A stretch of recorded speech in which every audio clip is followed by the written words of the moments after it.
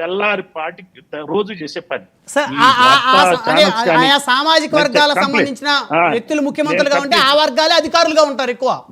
నేను కంప్లీట్ చేస్తాను. వీళ్ళకి పటిష్టమైనటువంటి ప్రచార సాధనాలు, ప్రసార సాధనాలు, టీవీ ఛానళ్లు, పేపర్లు, మేధావులు, నినాదాలు తయారు చేసేవాళ్ళు, సోషల్ మీడియా చేసేవాళ్ళు, ఇట్లా మన మనసులు మొత్తాన్ని, ఇప్పుడు జగన్మోహన్ రెడ్డి ఒక మాట అనగానే దాన్ని ఒక పెద్ద తీవ్రమైన చర్చలు చెప్తారు. ఏది రెడ్డి వ్యతిరేక శక్తులు, రేపొద్దున చంద్రబాబు నాయుడు ఉన్నప్పుడు కమ్మ వ్యతిరేక శక్తులు చేస్తారు. మన మధ్యలో మిగిలిన వాళ్ళందరూ ఆటలు ఆరించుకుంటున్నాయి. ఈ రోజున ఏంటంటే ఇదంతా పోలరైజేషన్ టాక్టిక్ అండి.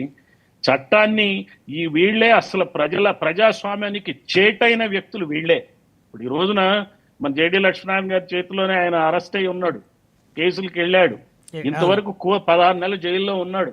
కానీ ఈ కోర్టులు ఏం చేయవండి, 5 సంవత్సరాలు హాయిగా చీఫ్ మినిస్టర్ అయిపోయాడు ఆయన. ఆయనకి పూర్ణచంద్ర గారు, చట్టం అంటే భయం ఎందుకుంటదండి? చట్టం అంటే భయం ఉండదు.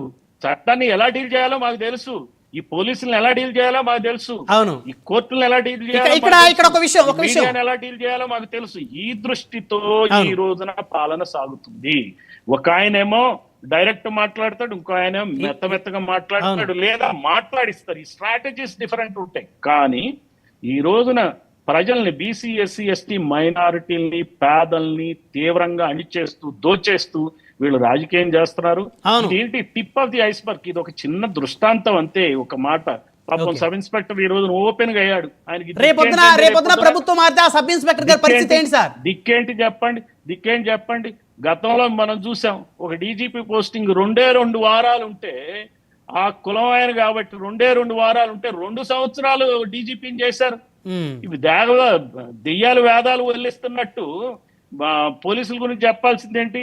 ఒక బీసీ వర్గానికి చెందినటువంటి డీజీ ఉంటే 6 నెలల సర్వీస్ ఉంటే, అతను 6 నెలలు అవంగానే అతను సర్వీస్ పంపించారు, రెగ్యులర్ డీజీగా వేయలే. మరి వేరే అతన్ని ఏం చేస్తారో తెలియదు. 6 నెలలు సర్వీస్ ఉన్నాయని మరి ఫుల్ 2 years ఇస్తారా లేదో తెలియదు.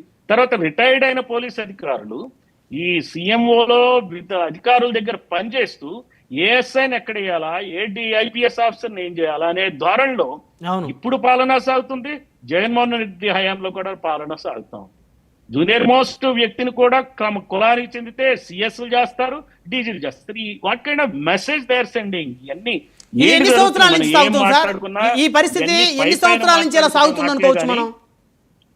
ఏమండి, ఈ పరిస్థితి ఎన్ని సంవత్సరాల నుంచి ఈ విధంగా తయారైంది డిపార్ట్మెంట్ లో? ఈ విషయం ఎన్ని సంవత్సరాల నుంచి, గత 2014 నుంచి దిగజారటం మొదలుపెట్టిందండి. మన స్టేట్ ఆంధ్రప్రదేశ్ అయితే 30 సంవత్సరాల క్రితం దరిద్రంగా లేదు. పాపం చక్రపాణి గారు నేను ఏఎస్పీగా ఉన్నప్పుడు ఆయన ఇన్స్పెక్టర్ గా చేస్తా ఉండే. ఇట్లా లేదు. టుగెదర్ ఇన్ గుంటూరు డిస్ట్రిక్ట్ కొన్ని వాల్యూ సిస్టమ్, కొంత పద్ధతి ఉండేది.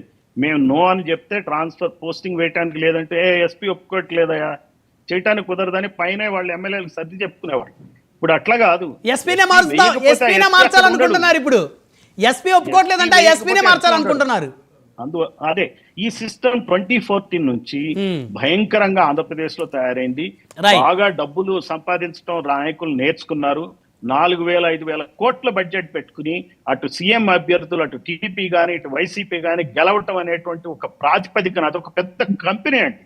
Party is a big corporate company. వాళ్ళ బడ్జెట్ ఉంటుంది 4,000-5,000 crores ఉంటుంది. దానికి తోడు ఈ మధ్యన ఎలక్టోరల్ బాండ్స్ వచ్చినాయి. ఎలక్టోరల్ బాండ్ వస్తే తెలుగుదేశం పార్టీకి 200 కోట్ల రూపాయల పైగా డబ్బులు ఉన్నాయి. అదే వైసీపీకి 300 కోట్ల పైగా డబ్బులు ఎలక్టోరల్ బాండ్ రాయల్ గా వచ్చినాయి. అసలు రాష్ట్రాన్ని అమ్మేస్తున్నారు, మరి వ్యవస్థలన్నింటినీ అమ్మేస్తున్నారు. ఏ రకమైన న్యాయం ఈ రోజున కామన్ మ్యాన్ కు దొరికే పరిస్థితి లేదు. ఈ బీసీ, ఎస్సీ, ఎస్టీ, మైనారిటీ వర్గాలు కానీ, కొన్ని పేద కులాలు అగ్రవర్ణాల్లో కూడా బ్రాహ్మణ్స్ కానీ, వైశ్యాస్ కానీ అసలు దిక్కు దివాణా లేకపోయింది. వాడు ఎమ్మెల్యే, వాడి ఇంట్లో ఎవడో ఒకటి ఇంట్లో ఒక ఎమ్మెల్యే ఉంటే కానీ వాడి రక్షణ లేని పరిస్థితి ఏర్పడిపోయింది ఈ వర్గాలకి. సో ఇది చాలా అన్యాయం జరుగుతుందండి. ఇది just tip of the iceberg.